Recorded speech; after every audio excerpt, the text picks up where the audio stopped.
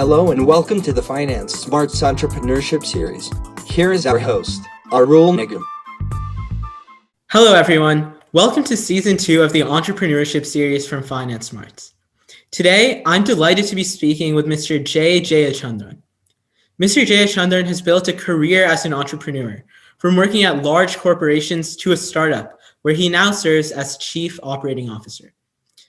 Today, we're going to discuss Mr. Jayachandran's experiences in these different environments, how to apply the entrepreneurial mindset wherever you are, what distinguishes successful entrepreneurs from others, and his advice for the next generation of entrepreneurs. Thank you so much, Mr. Jayachandran. So just to begin, can you talk a little bit about your path and your career path and the experiences that you've built up throughout your career, please? Okay. First of all, I want to thank you, Arul, for inviting me to share my thoughts and lessons learned that may be useful to the next generation. Okay. I will start from the beginning. I was born in India and I did all my education in India. When we were growing up, my mom taught us that education was the ticket out of poverty. Okay, like we were not very rich, but we all were hardworking, and my parents taught us that education is the ticket.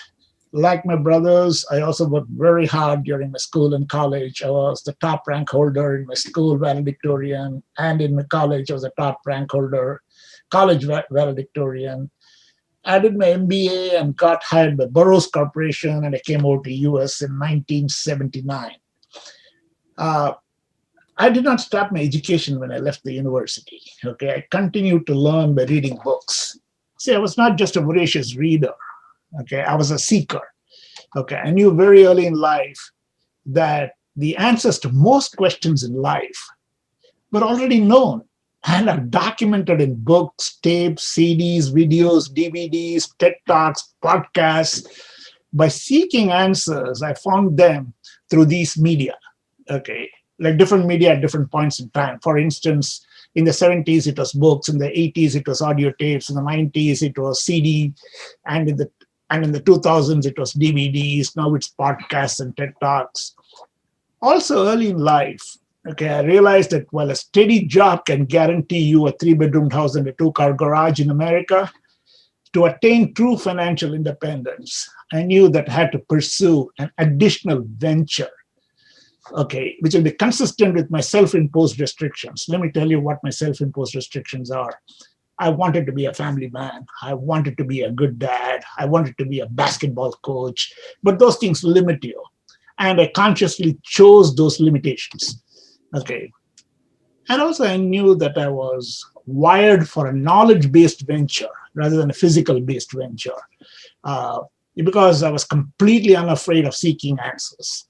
Okay, so in 1980, I started reading about investments, about companies, about mutual funds, about technical analysis, fundamental analysis, options trading. And also I studied the biographies of entrepreneurs, investors, mutual fund managers, traders, takeover specialists, turnaround specialists, hedge fund managers, private equity, to learn and understand how I can make my fortune in America, because America is a great country and each one has to carve their niche. Okay, so I continued to learn. And as I continued to learn, my investments also grew. Okay, as long as the pace of your learning outpaces your portfolio, you'll do well. Okay, and my learning was mostly to understand the importance of patience, diversification, dollar cost averaging, power of compounding, power of modes, and how to read balance sheets. Okay. Yeah. And like being a voracious reader, your understanding of your investments grows. And when your understanding of investment grows, your portfolio grows. And if you look at the stock market, there's really no risk. Okay. There's volatility in the stock market, but there's no risk in the stock market. See, I'm a believer that risk comes from not knowing what you're doing. Okay. And I'm sure there are a few bad companies like Enron, WorldCom, Tyco, but it's such a small number of cheats. Like mostly America is a pretty fair and open stock market we've got. Okay. So I chose investments as my entrepreneurial venture in addition to my steady job. Okay. And a lot of people choose different things. I have friends who have done well in Amway, people who have done well in Mary Kay Cosmetics as a second venture. People have done well in Tupperware. And I have some friends who have done well in tax preparation on the side. Okay. So having a full-time job is not mutually exclusive from being an entrepreneur. You can still be an entrepreneur and still have a full-time job. Yeah. Okay. So that's my path to today. Okay, great. Yeah. So I think that's really interesting, sort of balancing the like a full-time job and your other entrepreneurial ventures.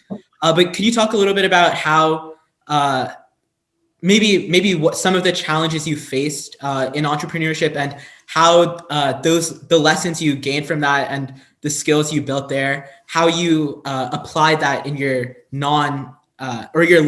your regular job, and how you sort of brought the principles of entrepreneurship there? My answer may really sound a little corny or even ridiculous, but I'm going to tell you.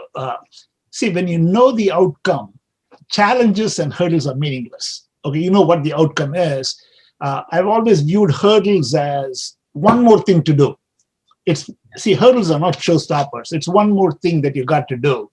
Okay. Yes, it will take a little more time to jump over a hurdle, or it's going to take a little more time to go around the hurdle. Okay. But once you're determined to getting there, taking a little more time is irrelevant, is immaterial. Okay. So same thing I feel about challenges. Okay. Like challenges and hurdles should not stop anybody if they know where they want to go.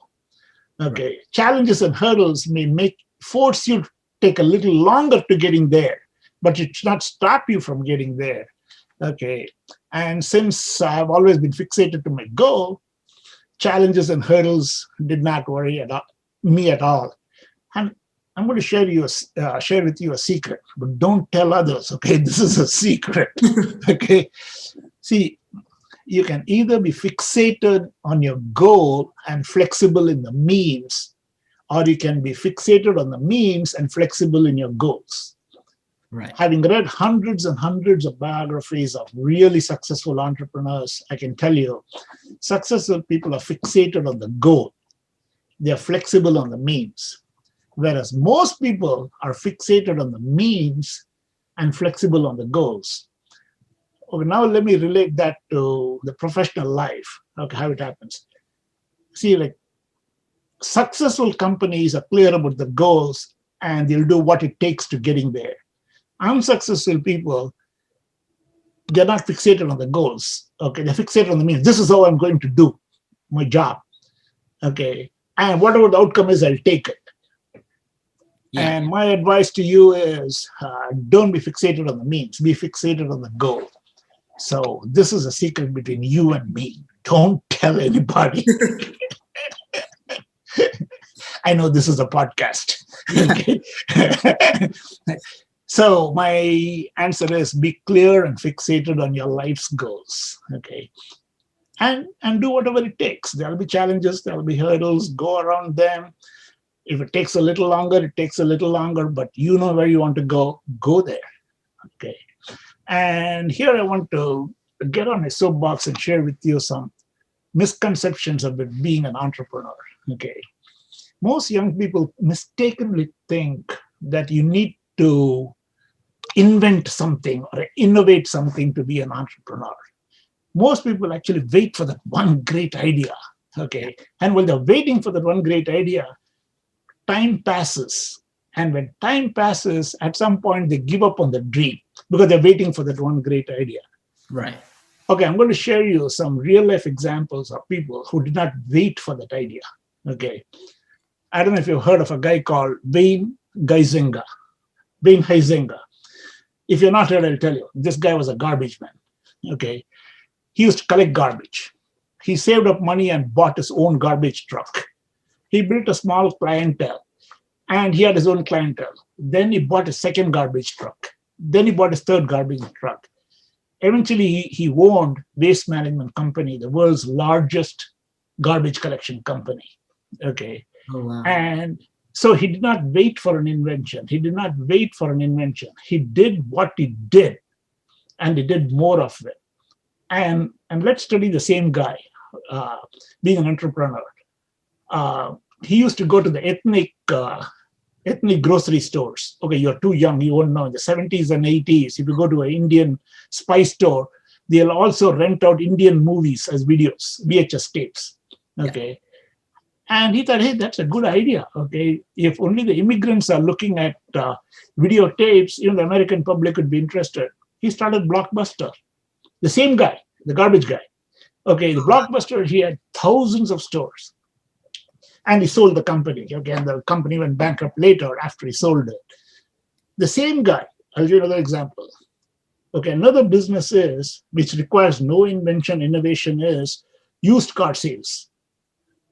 He bought a used car dealership, bought another one. Okay, AutoNation, which is the largest used car sales, which is bigger than CarMax. He owned it, he started it. And I'm giving you these examples to say that you don't have to wait for that one idea. You don't have to wait for an invention. You don't have to wait for an innovation. I'll give you one more example of my own friend. Okay. Yeah. He's a doctor. He's a nephrologist. Most people won't think of doctors as entrepreneurs. Okay. Yeah. Okay. He was an entrepreneur at heart who happened to be a doctor. Okay. Being a nephrologist, he was working in a hospital. Then he started his own clinic. He bought one dialysis machine. Dialysis takes 30 minutes. So if he had around 8 patients a day, he could keep the machine occupied for the full day. And every dialysis patient has to go through dialysis twice a week. So he figured if I can get 32 patients, I can keep one machine humming all day long for the whole week. Right. He got that. He bought a second machine, dialysis, third, fourth, and then he started another dialysis unit, 60 miles from Memphis. Another one in Tupelo, Mississippi. Like that, he built 22 dialysis centers. Finally, he got bought out by DaVita for millions of dollars. Wow. Here's another example. He didn't wait for a new invention. He didn't wait for a new innovation. He did what he knows how to do it. He did it prolifically. He did it many times. So to all youngsters, I'm going to tell you, don't wait for that great idea. Do what you do, but do more of it. I can give you one more example. He's my neighbor right here. Okay. Yeah. Okay. He's an immigrant from Vietnam. He came in the 70s. He joined Mobil Corporation in Falls Church. When Exxon bought Mobil, a lot of people were let go, and he was let go. Okay. He was an accountant. Yeah. And all immigrants, when we are fired from a job, it's a shame. Okay. So he was depressed. Okay. And since they couldn't afford it, he started cutting his own yard. Then he picked up enough courage to ask his neighbor if he could cut his yard too. And very soon he was cutting the yards for all the people in the cul-de-sac. You wouldn't believe, today he has over 35 people working for him. He has 8 trucks. And he is my neighbor living in $1 million home. Okay. Wow. So once again, he is an entrepreneur. Okay. He did not wait for that, the next gadget or the next great idea, the next invention, the next innovation. Okay. So for all youngsters, I'll tell you, if you want to be an entrepreneur, first be an entrepreneur and do what you're doing. Okay. Don't wait for that big idea. Okay. You're just wasting your time. Yeah, those are all amazing stories. And I think, as you said, it shines light on a really important principle, which is that entrepreneurship isn't just, entrepreneurship takes on a lot of different forms, and it's not just inventing something new. It's doing things that already exist just in a better way and expanding more. And actually that idea transitions really nicely to something else I'd like to bring up. So obviously your business career, even aside from the investments, has spanned from really big corporations to smaller and medium-sized sort of startups. So can you talk a little bit about the similarities and differences between working in those environments and trying to build the challenges and lessons you've got from trying to build businesses in those different size of those? Sure. Yeah, no, you're right. Like I started working for Burroughs Corporation, which was a multi-billion-dollar corporation. Then Burroughs bought Sperry and became Unisys Corporation, which was another billion-dollar corporation. Then Unisys Defense Systems got bought out by L'Oreal. L'Oreal Corporation was a billion-dollar corporation. Then L'Oreal got bought out by Lockheed, and Lockheed is a multi-billion-dollar corporation. And from there, I went to Booz Allen Hamilton, which is another billion-dollar corporation. From Booz Allen, I became a VP at SAIC, which is another billion-dollar corporation. And GTSI was another billion-dollar corporation. So I had almost around 30 years working for really big companies. And now I work for a small company, GITI. Okay. I will skip the obvious difference about the size, okay, and limit my focus on how you can be an entrepreneur in a large company and in a small company. Okay. Being an entrepreneur is an attitude. Okay. So it doesn't matter whether you're working for a large company or a small company. I'll give you an example. Like most companies around the Beltway, we run projects and we are project managers. Yeah.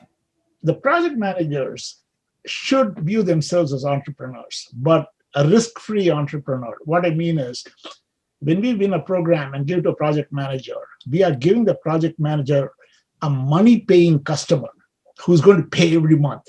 We are giving the project manager all the human resources he needs, which is people to do the job. We are giving the project manager the backroom operations like accounting, finance, HR, security, and all that stuff.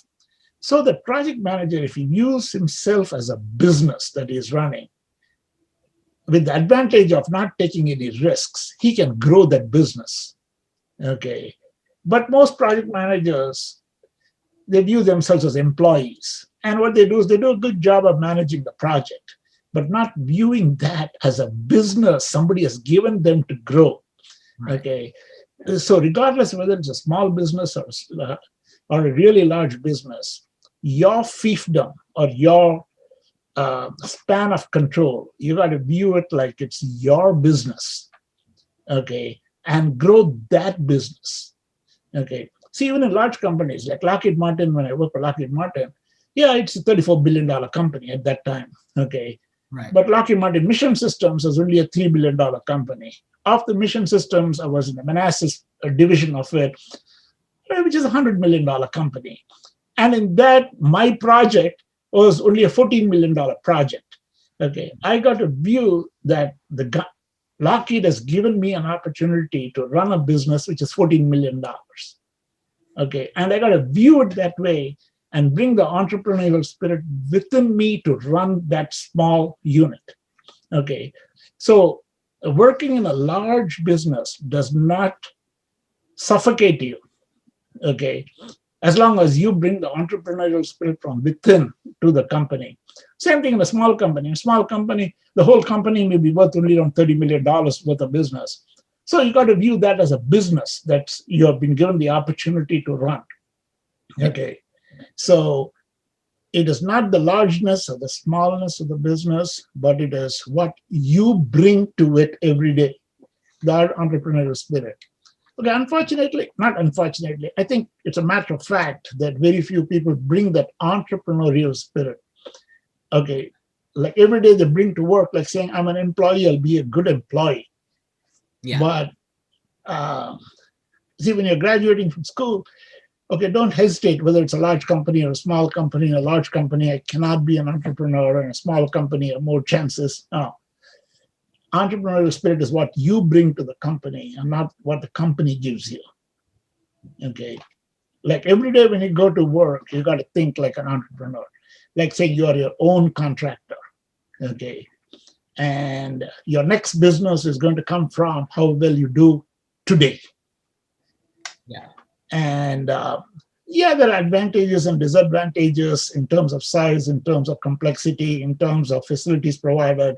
See, in a large company, when I was a VP, I had a secretary, admin assistants. I never did my own expense report. Somebody would do it. I never made my own photocopies. Somebody would do it. Yeah. In a small company, you do it all. But those things all are irrelevant. Okay. See, as a young guy, and you all should ask the question, what do I bring to the corporation? Okay. Or what do I bring to my own business? Because you are Arul Nigam Incorporated, whether you realize it or not. Yeah. Okay. You should always view yourself as your company. So yeah, I think that idea that entrepreneurship is sort of the attitude and the entrepreneurial spirit is something you can apply wherever you're working and bring to whatever you're doing.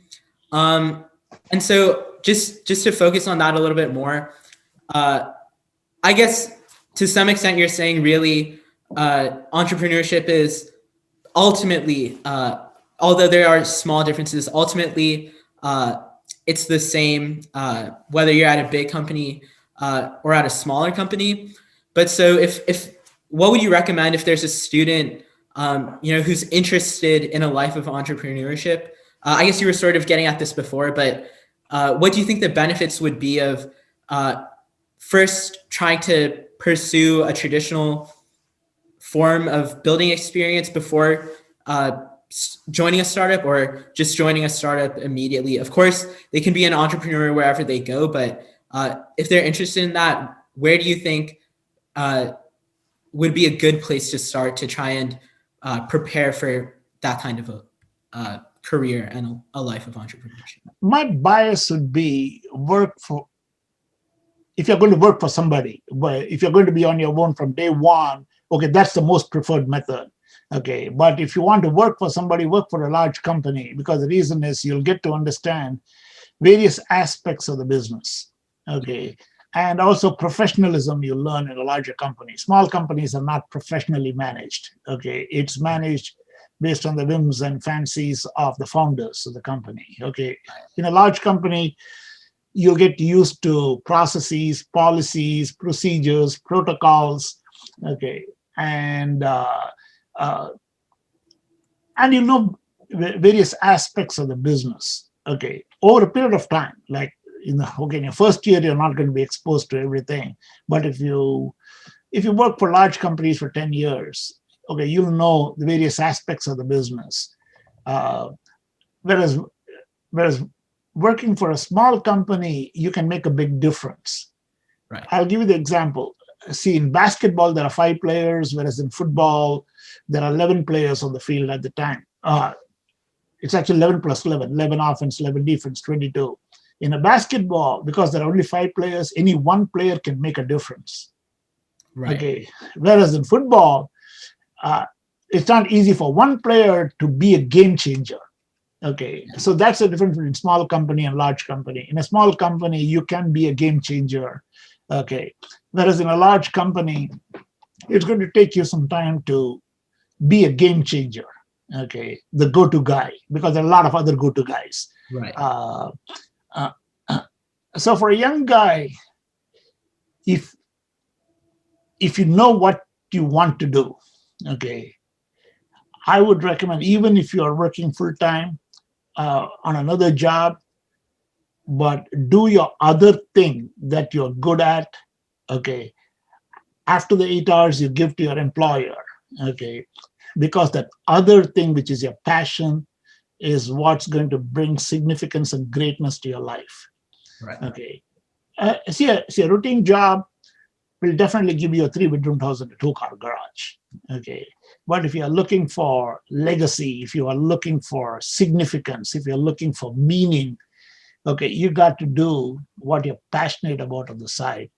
Okay, and see, my advice to the graduating class would be, if you want to be an entrepreneur, don't wait for that one great idea, one great invention, one great innovation, because sometimes it may not come. Okay, sometimes it may come too late. By then you already have a kid, you already have 3 kids and a family to support, and you may not be able to take the risks. Right. I'll give you the latest book I read about Walt Disney. I read a 500-page biography on Walt Disney. Walt Disney could draw well. Okay, he could draw cartoons.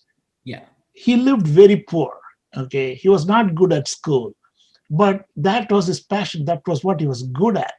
And he drew and drew and drew, but with no success. All his family members said, you go find a job, go find a job. But He would rather take the poverty and draw the cartoons. And finally, at some point, okay, people recognize what he can do. Okay. And okay, his story is just an amazing story.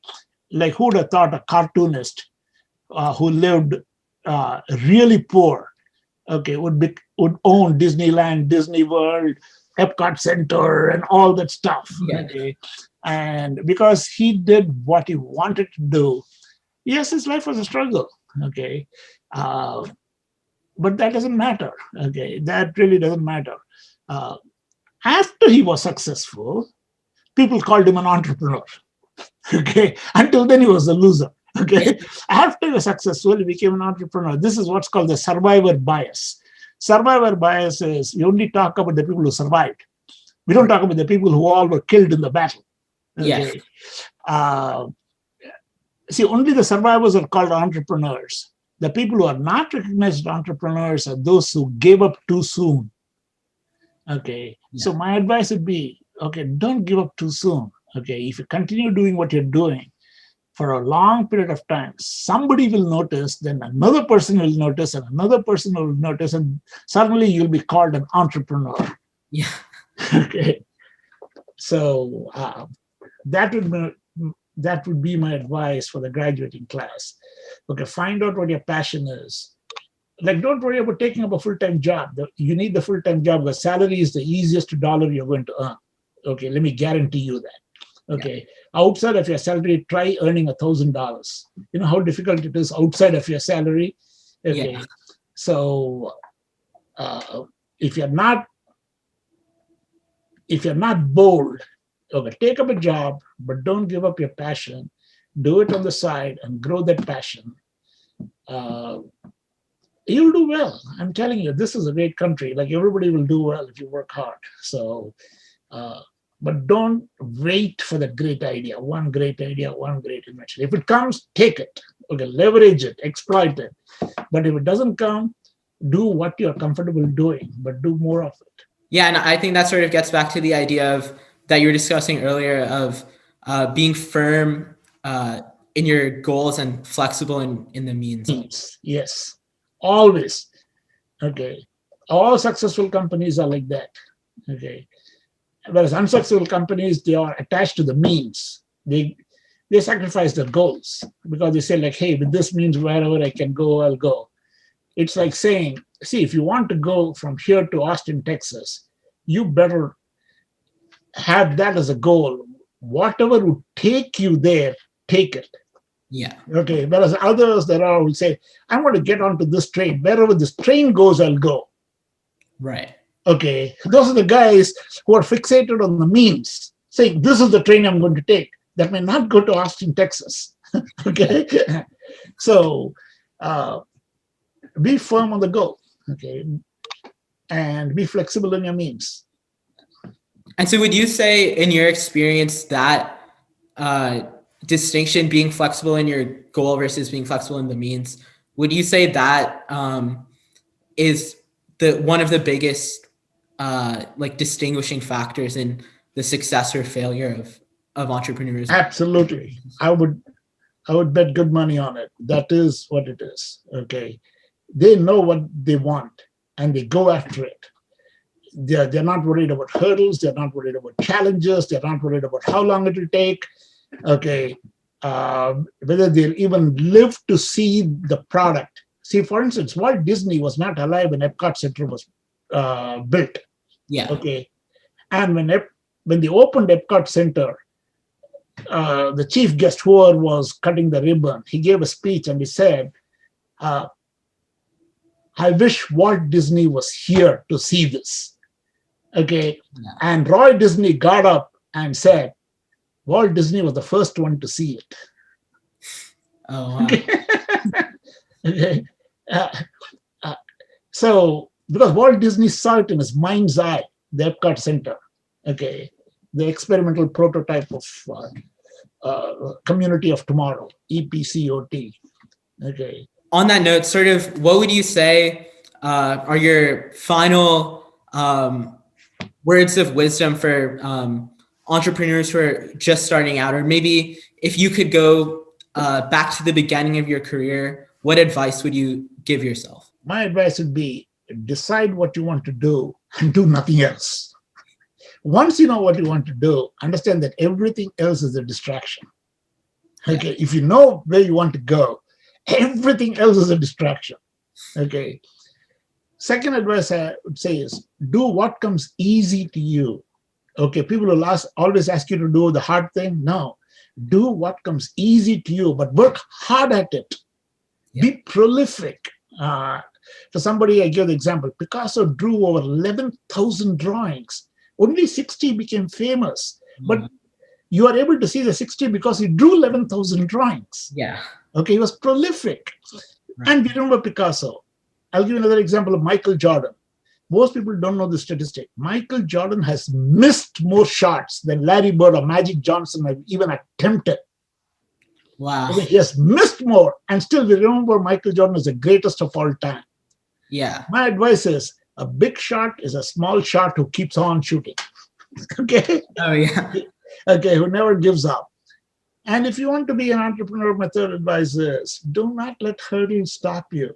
Okay, you should view hurdles as something you need to jump over or go around. As long as you're moving in the right direction, you'll get there.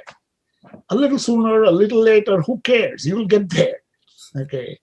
And I'm telling you, like, I've been an immigrant for 40 years now. This is a great country. There are so many opportunities. It's a great time to be alive. You need to bring what you already have. Don't wait for that one great idea. I say start with what you can do from wherever you are, with what you have, and know how to do it. Just be prolific. Do it more than anybody else. Do more of it than anyone else that you know. I'm telling you, people will notice, okay?